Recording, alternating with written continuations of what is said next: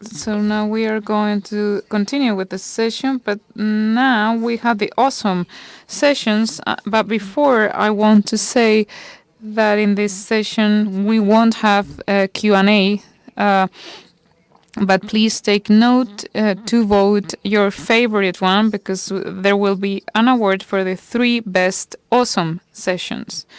We are going to start with Glen Cousquer. Our first awesome speaker is going to deliver a presentation that is about reframing welfare, ways to see and know non-human animals, with John Berger, Jen Mohr.Glen Cousquer from the University of Edinburgh in the United Kingdom.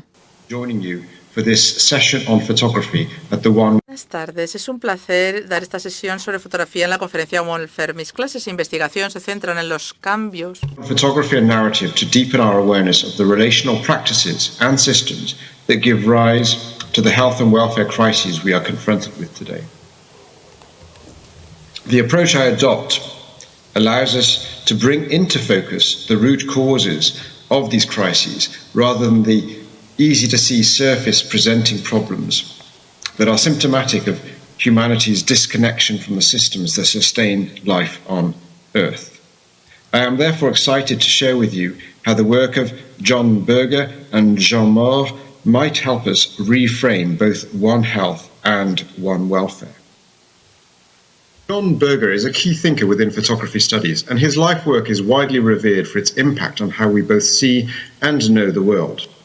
Despite his exploration of the animal question in his book, Why Look at Animals, and of the health and welfare of exploited humans and animals more generally in, for example, his collaborative work with Jean Mohr, A Seventh Man, on the immigrant workers, he remains relatively unknown within the fields of human and veterinary medicine. The veterinary and medical profession's ignorance of his work is something of a tragedy, for his idea that looking is a political act, perhaps even a historically constructed process, is key to addressing the anthropocentricity, colonialism, and the positivist bias that exists within the health sciences and therefore within One Health and One Welfare. In this short presentation, I want to say a little bit about John Berger's work on ways of seeing, before then considering how this informs our understanding of the photograph. This allows me to then explore how photographs and text can inform each other. Having covered some key ideas that help us understand the production and interpretation of images, I consider how photographs can help us appreciate the structural and attentional violence underpinning many One Welfare issues. I then conclude this presentation with a few thoughts on the wider relevance of photographic practice for a world in which One Welfare emerges from a desire to dominate rather than nurture life.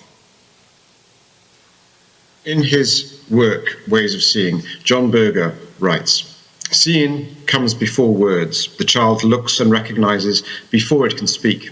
But there is another sense in which seeing comes before words. It is seeing that establishes our place in the surrounding world. We explain the world with words, but words can never undo the fact that we are surrounded by it. The relation between what we see and what we know is never settled."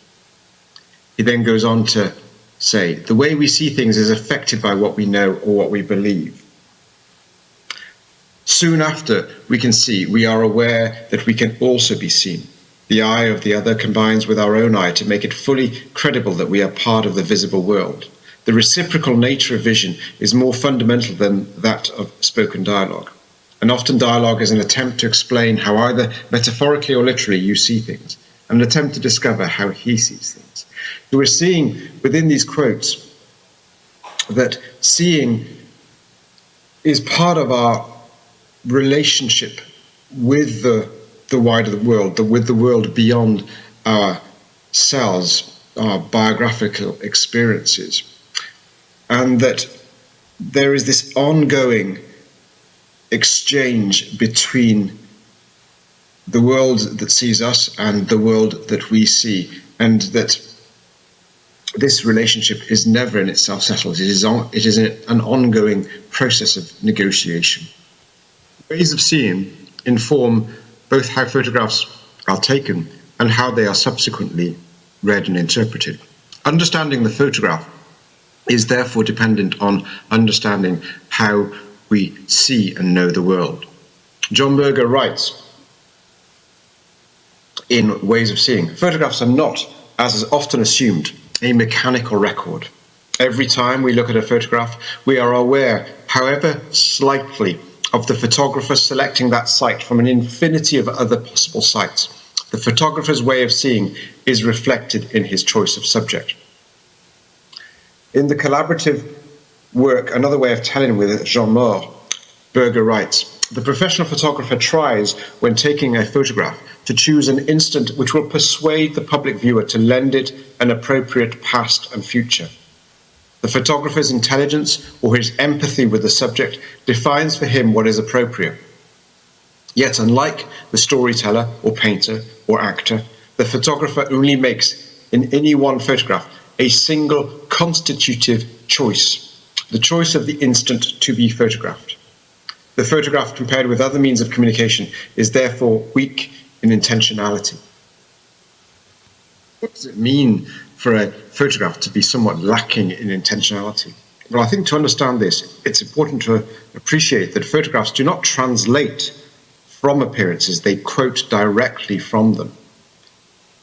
But in quoting, in isolating a specific frame in a particular moment, photographs become ambiguous because they arise from a discontinuity in time and a discontinuity from a wider storyline.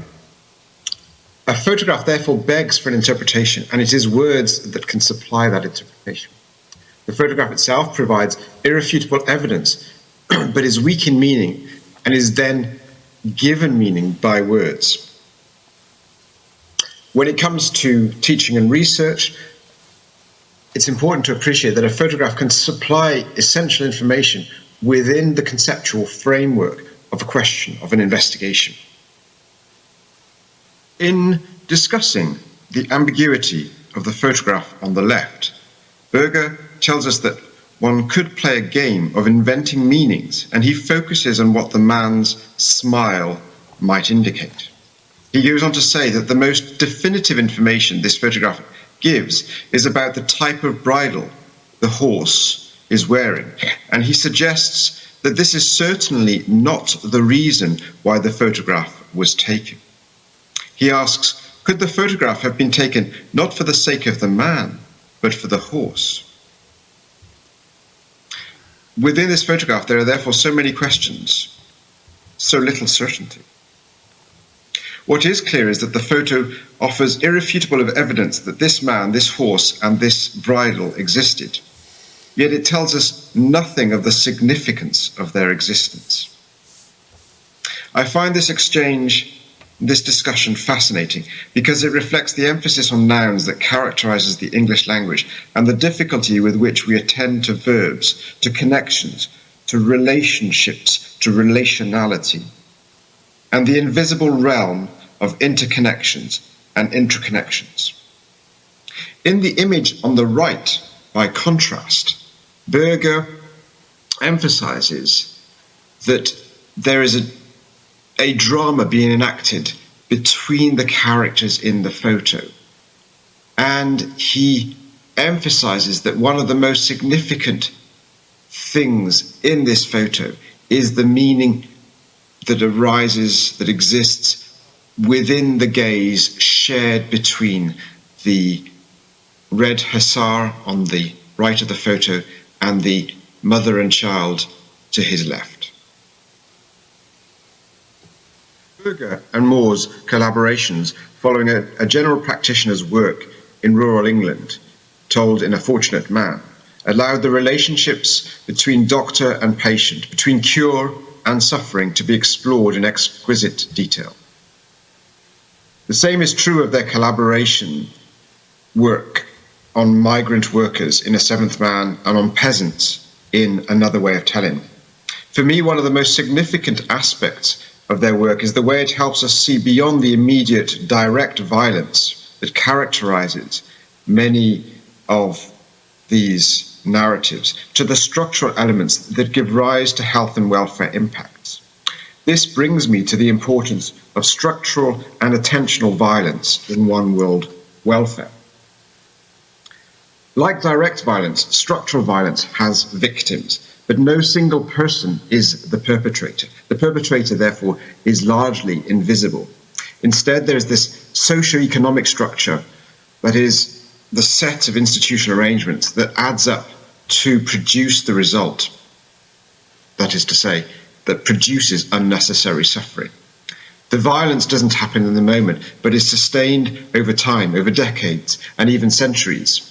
This is the case, for example, of the 400 plus years of slavery and racial inequality in the United States. Other countries and cultures have even longer histories of sustained structural violence, and we are only really starting to understand the impact of this violence through the development of the field of collective trauma studies. A third form of violence that in many ways enables and seeds the other two is attentional violence. This form of violence is much less discussed and little understood, but it is equally important. Attentional violence arises through not being seen for who we are and who we could be, for our highest future possibilities. It is a form of violence that diminishes our ability to act from that capacity. Perpetual attentional violence is collectively enacted against others, but also against ourselves every single day, and it is something we need to develop our awareness of. In these next few photos, I provide a few examples of how photography can help us to see the structural and attentional violence embedded into our world, with the aim of making this violence available for scrutiny and ultimately for transformation. In this first photograph, we see two riders in conversation. Their faces, dress, and firearms tell us they are participating in a fantasia, also called the taburida in Morocco. This is a centuries-old equestrian art, a stylized war game that humans claim to be a celebration of the horse and rider relation. In this photo, we see a smile on the face of one of the riders. We see little, however, of the horses and their lived experiences. The direct, structural, and attentional violence giving rise to any equine welfare concerns are thus obscured. Reframing this image allows us to see a little more of the horses. The photo shows us how the mouth of the horse on the left is opened as the port of the traditional bit used to communicate with the horse presses into the roof of the horse's mouth. This, however, is obscured by the pageantry, the gunpowder smoke, and the wild fervour that grips the crowd. We are also unlikely to see the centuries of domination that has led to such relational practices becoming the so-called norm. This next photo captures a moment where a colleague working with me on a training trek with a muleteering team sees into the dark hellhole that is the mule's mouth. A passing rider pulls on his reins, forcing the port of the bit into the palate, rusty metal against soft tissue and bone. In this moment, we see that communication systems between man and mule are one way. They are monological rather than dialogical. For bits are not listening devices, they are telling devices. The structural violence here lies in our centuries-old systems of domination, in the failure of our cultures to promote education in deep listening and relational practices founded on power over rather than power with.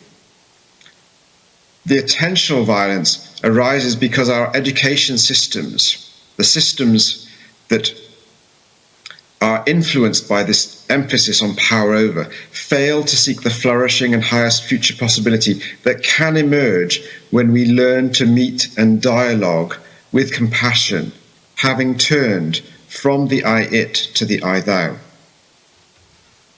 In this short presentation, I have explored how the way we see and know influences how we understand photographs. I have explored how photographs and narrative can work together to help us appreciate the structural and attentional violence embedded in our cultures. And this has significant relevance to one welfare. As our organizations, communities, and societies become trauma aware and recognize the ubiquity of individual, generational, and collective trauma, we will start paying attention differently. As we start to see all life forms for who they are and who they could be, we will ask better questions of how we can live in ways that are more reciprocal, life-sustaining, and ecocentric. Where one health and one welfare are concerned, this is likely to involve shifting attention away from direct violence and paying more attention to the structural, socioeconomic, and attentional systems that create the health and welfare problems we see today.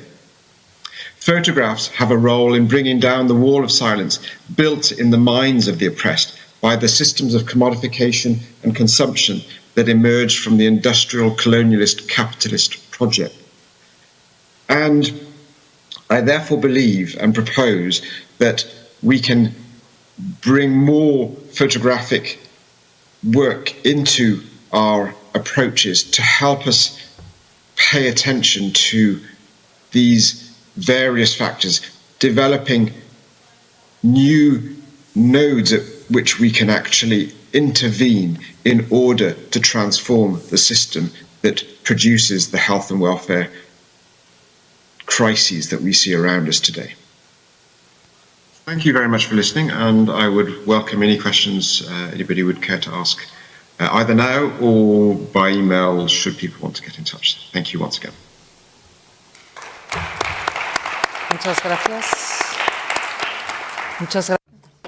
Thank you very much for this fantastic presentation, but we are going to move on to the next awesome presentation, which is GOZO for cows, to close the gap of animal welfare for next generations. It's going to be delivered by Hiromi Nagata in Japan.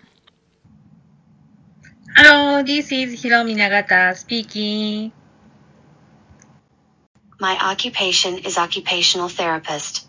I am currently a working graduate student at Kagawa University, a national university corporation. I would like to present the title GOZO for cows in order to build a bridge of animal welfare for the next generation. At the Kagawa University Museum of Science, visitors can discover a fascinating collection of stuffed animals from a closed zoo, as well as skeletal specimens of black Wagyu cattle from the attached faculty of agriculture farm. The museum welcomes diverse visitors and aims to educate everyone about the intricate relationship between people and animals. The latest exhibition has been designed to be more accessible than ever before, ensuring that everyone, regardless of disability, has an opportunity to learn more about this unique bond.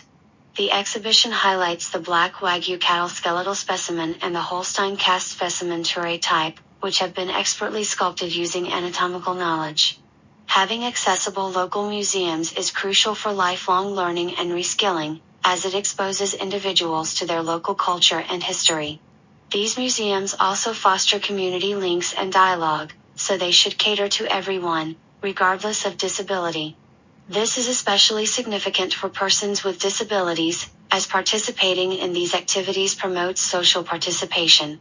In order to ensure that the exhibition was accessible to everyone, we approached it from multiple perspectives, including that of an occupational therapist and a person with disabilities. We carefully considered the anatomy and rehabilitation needs of individuals with disabilities, as well as making efforts to ensure digital accessibility. Drawing on my personal experiences as a wheelchair user, I made sure that the design was inclusive and accommodating to others facing similar challenges. Occupational therapists are healthcare professionals who specialize in evaluating both the physical and mental abilities of individuals with disabilities, as well as those who are at risk of developing them. Their primary focus is to provide rehabilitative care that is related to work, with the ultimate goal of restoring the individual to their previous level of functioning. Regarding museum exhibits, occupational therapists are capable of conducting thorough environmental assessments that allow them to modify the width of the aisles and the height of the fixtures within the museum. They analyze the work behaviors and activities of the exhibit staff to ensure that the exhibitions are conducted in a safe and efficient manner.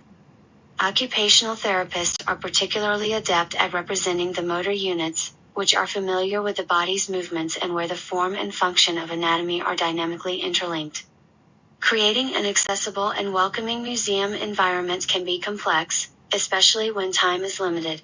However, ensuring that all visitors can fully participate and enjoy the experience is essential.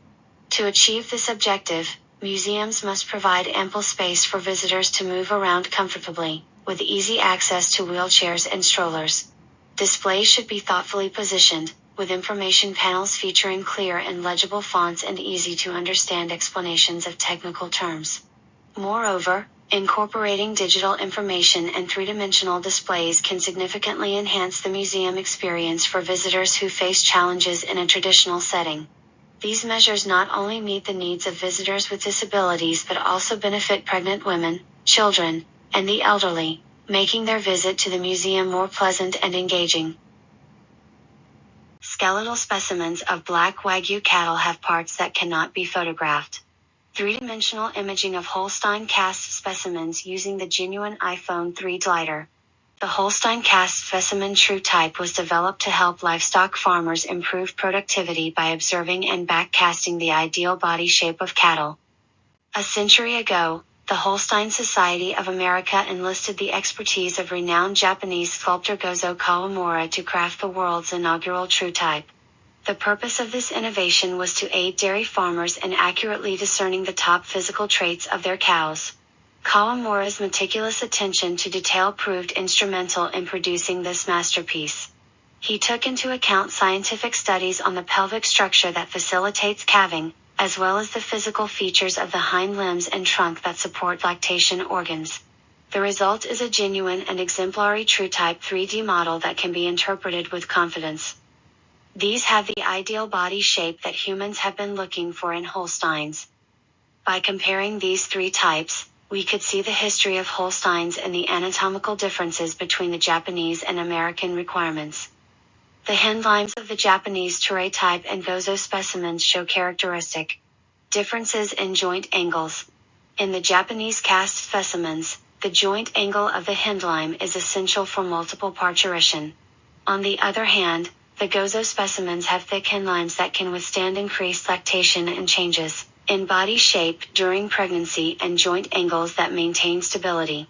By comparing the different body shapes required for Holsteins and the age at which they were created, we can also learn about the differences in the view of animals between Japan and the US. A skeletal or cast specimens, which at first glance may seem tasteless, can be given new life by displaying them with specialized knowledge. In addition, the way exhibits are arranged, and new techniques are incorporated can provide visitors with new discoveries and contribute to new insights. Exhibits that encourage self-discovery can broaden the interests of local residents who visit the museum, allow them to experience their feelings about the community and its history, and help them see their own community from a different perspective based on the knowledge they gain. In order to accommodate diverse visitors with and without disabilities, the museum incorporated the perspectives of occupational therapists with specialized knowledge of disabilities and the perspectives of people with disabilities. Incorporating anatomical expertise and new techniques into the skeletal specimen exhibit will provide an opportunity to engage a wider range of visitors, and visitors will be excited to see a different perspective. Everyone looking at this, what kind of scenery is behind this cow that looks like it is about to start moving at any moment? The differences and changes in the view of animals between Japan and the US that can be seen from the 3D images are findings that I have gained through Mi-Daru of Touré type Holsteins. The Japanese word Mi-Daru means to love, to cherish, to prize, or to admire. Unfortunately, because GOZO Kawamura's works were treated as works of art housed in a Japanese National Art Museum rather than as industrial heritage, the Japanese view of animal welfare that the industrial world should know has been overlooked. We believe that through this research, we will be able to trigger a major change in the way we think about how industrial heritage should be handled and how National Museum of Nature and Science collections should be displayed. We will continue to deepen our research and compile and present our findings. We thank the GOZO Kawamura Memorial Museum in Nagano Prefecture and the Kagawa Livestock Experiment Station in Japan for providing us with the materials. Thank you very much for your kind attention.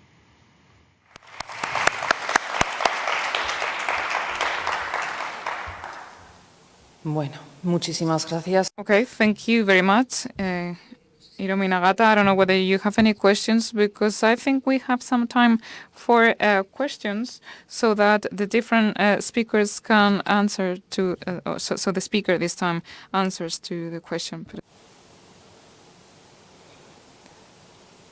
¿No? No? Bien, pues continuamos en... So let's go for the next awesome presentation. In this case, is called Selfies, the use of wild captive animals as accessories for souvenirs. Is by Mark Jones, born free in Spain. My name's Mark Jones. I'm a vet with experience working with both domestic and wild animals in various parts of the world. And for the past 9 years, I've been working for the international wildlife protection charity Born Free, at which I'm head of policy. I'm very grateful for the opportunity to speak to you today. For those who aren't familiar with us, Born Free is a UK-based international wildlife protection charity. Through our field conservation, rescue and care, education and policy work, we promote compassionate conservation to enhance the survival of threatened species in the wild and protect natural habitats, while respecting the needs and safeguarding the welfare of individual animals. As a leading wildlife charity, we oppose the exploitation of wild animals in captivity and campaign to keep them in the wild where they belong. Today I'm going to talk about Born Free's Raise the Red Flag and Selfish Selfies campaigns, aimed at addressing the issues associated with the exploitation of wild animals for tourism purposes and how these relate to one welfare. But first, I'd like to emphasise the importance of animal welfare in what has been described as this era of global crises. The cumulative impacts of climate change, habitat loss and degradation, pollution, escalating exploitation, invasive species, and some of the responses to the COVID-19 pandemic are resulting in a tsunami of pressures on wild animals. This is devastating for species and biodiversity conservation, and of course it exacerbates welfare harms. We strongly argue that improving animal welfare through the adoption of one welfare principles is a vital component of our response to the global crises we are currently grappling with. However, it's a real challenge to get policymakers to recognise the importance of animal welfare, especially in relation to wild animals. Many see respecting and improving animal welfare as an ethical and moral imperative, as do I. But if we're going to persuade decision makers of its importance, we need to pitch it as a vital component of successful wildlife conservation and ecosystem protection and restoration, and by extension of climate change mitigation and of preventing and mitigating the risk of future pandemics. As well as being an ethical and moral imperative, improving animal welfare is a very practical part of the solution to the current global crises. So what's all this got to do with wild animals in tourism? Wildlife tourism is, of course, often talked about as part of the solution to the biodiversity crisis. It can increase the value of wildlife to local communities in wildlife-rich countries. It can generate income and create jobs. And through this, it can incentivise wildlife protection. You only have to look at the figures produced by the World Travel and Tourism Council, or WTTC, to see the value of wildlife tourism to national, regional and global economies. In 2018, the WTTC estimated that wildlife tourism directly contributed some $120 billion to the global GDP. And with indirect contributions and multiplier effects, that figure rises to $343 billion, roughly equivalent to the entire economy of South Africa or Hong Kong. Wildlife tourism sustained 21.8 million jobs in 2018, and across Africa, wildlife tourism represents over 1/3 of all travel and tourism revenue. Of course, there are many examples where wildlife tourism has had a very positive impact on wildlife conservation.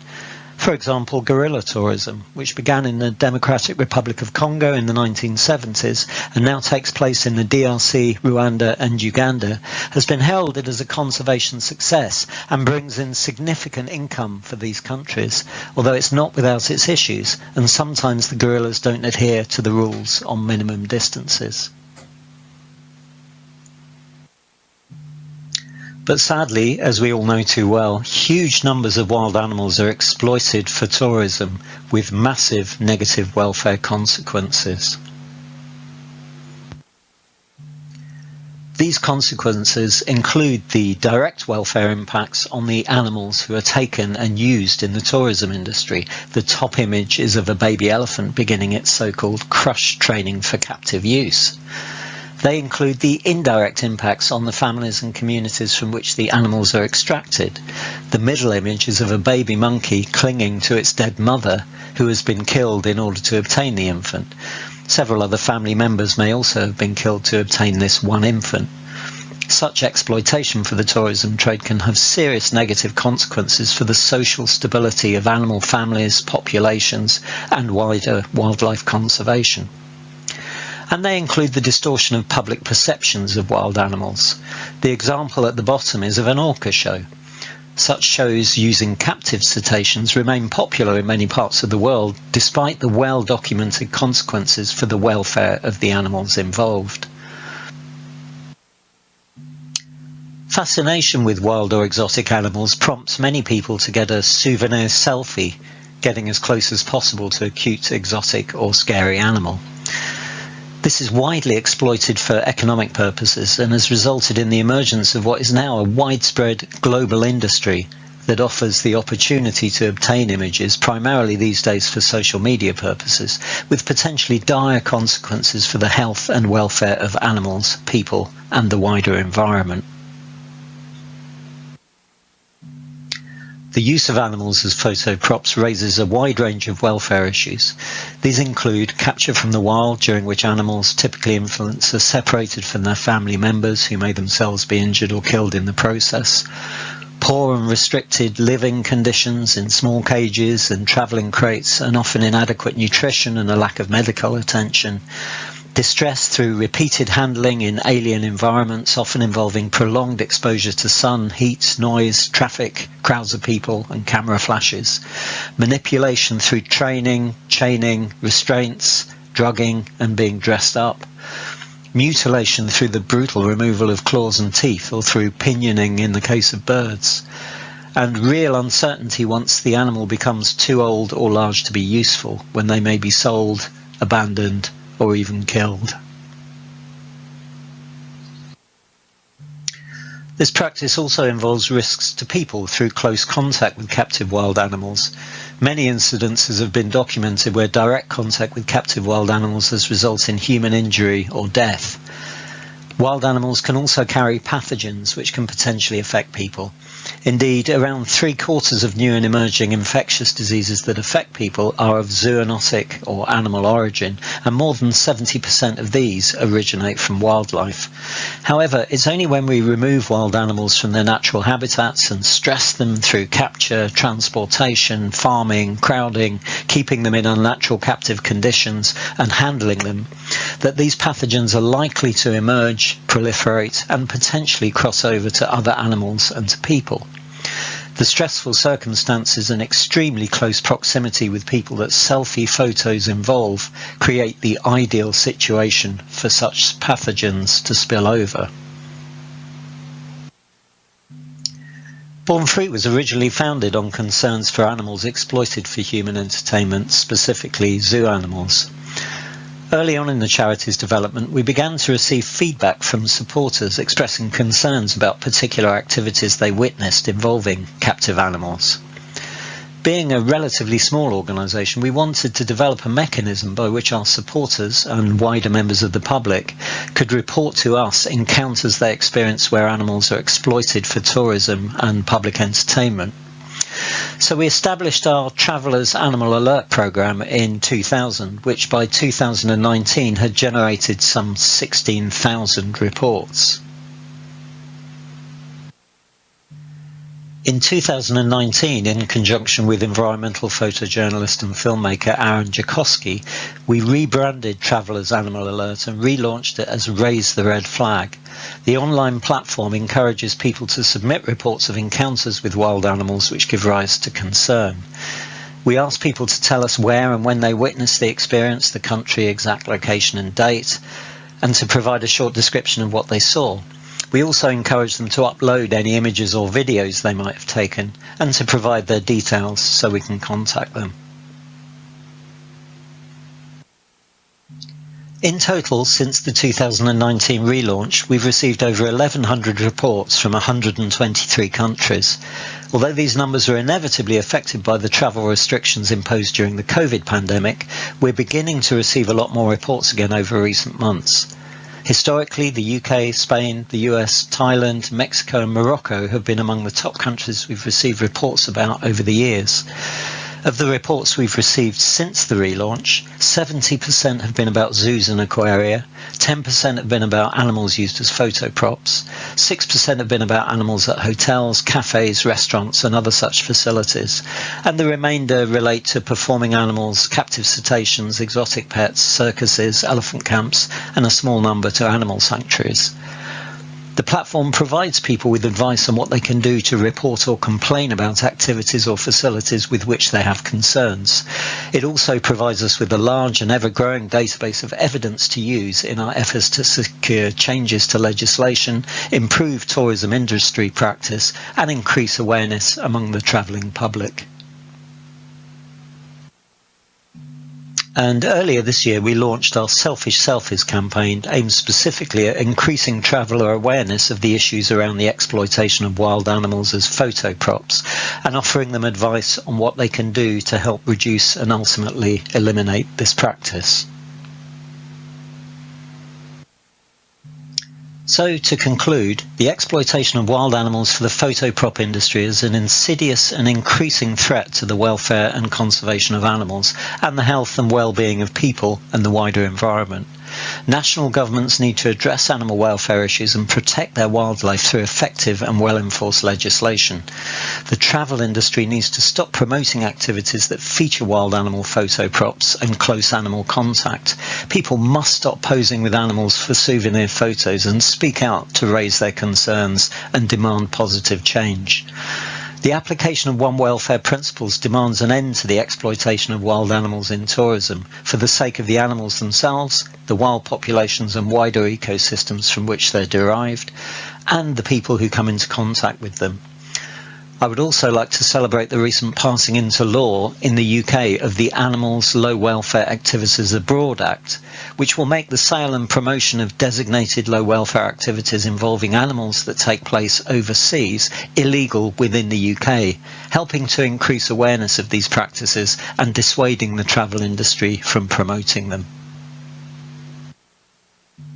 And I'd like to finish by thanking my colleague Sarah Jefferson, who manages our Raise the Red Flag and Selfish Selfies campaigns and the associated databases, all the staff at Born Free, and those members of the travelling public who engage with the platforms. Thank you.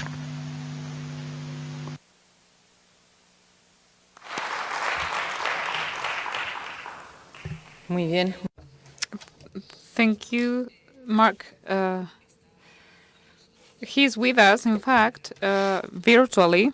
So if you have any question, please feel free to ask them because he's connected, he's online.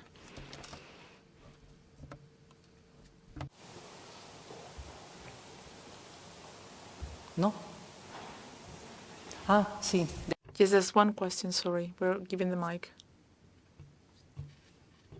Perfecto, muchas gracias. Hello, thank you, Mark. I'm Amelia Garcia from University of Nottingham. Just wondering if amongst all the 19,000 photos, because there are so many photos, do you also find kind of an extremist trend where people just photograph anything and there is no evidence of cruelty? I'm not quite sure I understand the question. The reports that we receive and of the circumstances when animals are being exploited for tourism. Most of the reports we receive, there's very clear evidence of animal exploitation, and we don't tend to receive simply, photographs that people have taken of animals in their wild habitats or whatever. Most of the reports we receive, all to do with animals that are used as photo props, are clearly associated with circumstances where animals are being held captive and exploited for that purpose, almost always for commercial purposes. Thank you. ¿Tenemos otra pregunta? There's another question. We're passing the mic. It's Rebecca here. Thank you for a very interesting talk. I had a question for you in terms of how the campaign develops.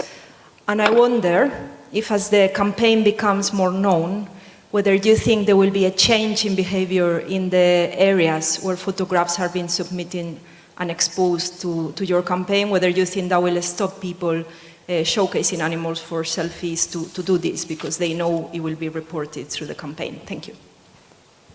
Well, we certainly hope so, and we hope to see the campaign extend and expand. What we do through the Raise the Red Flag programme is we obviously collate data from the reports that we receive, and we use that data in order ourselves to collect information and to inform broader campaigns that are perhaps aimed at governments or regulators or the travel and tourism industry more generally, to try and change legislation for the better and to try and change behaviour. But we also encourage the people who submit the reports to us to make their concerns known where they can to the relevant authorities or the facilities that are hosting these kinds of activities. And that might be a local authority, it might be the management of a hotel where they're keeping animals captive, or it might be when they get back at home to the relevant embassy or consulate of the country that they've visited or whatever. The more we can encourage people to do that, the more we would hope that that information will begin to encourage or discourage people who are exploiting these animals for commercial purposes from doing so, and also encourage the owners of facilities where this is being these activities are ongoing to desist from allowing the activities to continue, because they know that people who are utilising their facilities, whether that be a hotel or whether it be some kind of park that they're visiting or whatever, that they don't like to see these kind of activities going on.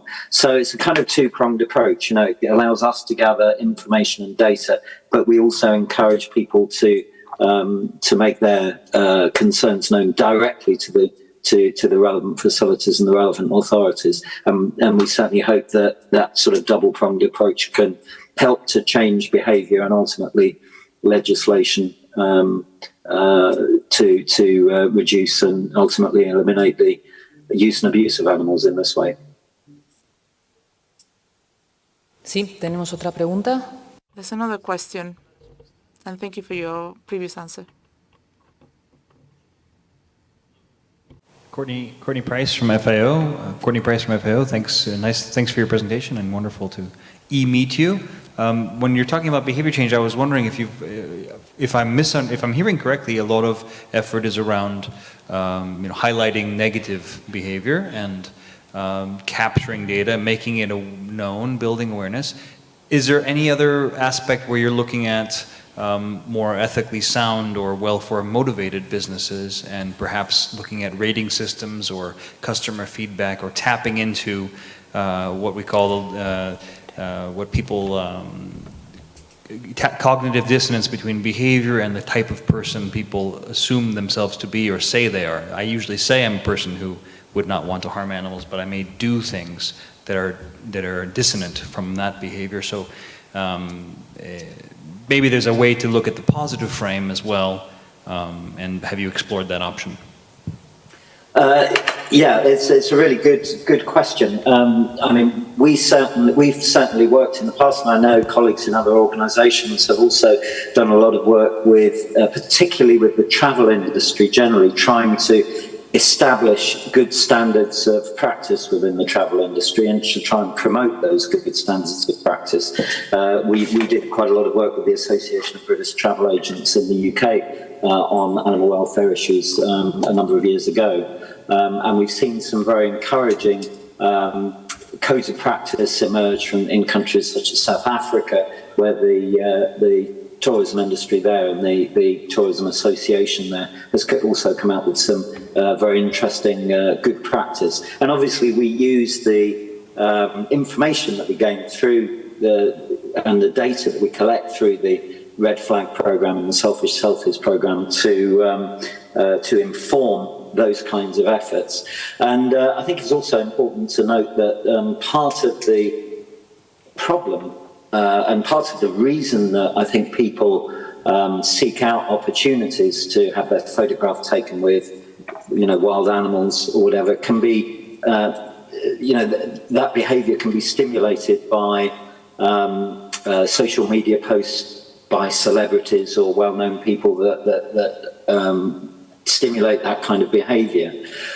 So we certainly, when we see posts by celebrities or people who are clearly influential on social media, we try and connect with them and try and encourage them to to change their behaviour and to send messaging out through their social media that this kind of behaviour isn't acceptable. If we're able to do that, then we obviously celebrate that sort of change or that kind of messaging, which can be incredibly powerful these days. It's very dangerous to underestimate the power of social media and the power of celebrity and influence on social media. So that's an aspect that we certainly try and work on. Muy bien, gracias, señor. Thank you very much for the answer again. Any other question in the room? No? Well, thank you very much again for being here, for your time, for your presentation and your answers. Thank you. Bueno, antes Before finishing the session, I'd like the technical secretariat, if they can pass me or take one question that I watch and then suddenly disappears from my feed, and if the technical secretariat has it. I think I saw the question. It was about that after taking natural environment photographs, wildlife, etc., do you think that or do you have any specific topic or photograph related to one welfare context or topic? Well, the high percentage of the photographs that I take are from areas where I live. I live in the province of Salamanca, and what I've always tried in my career is to contact the owners of the lands and people from the places where I take photographs from. My idea is to raise the awareness on the importance of the environment that we need to promote for all animal species.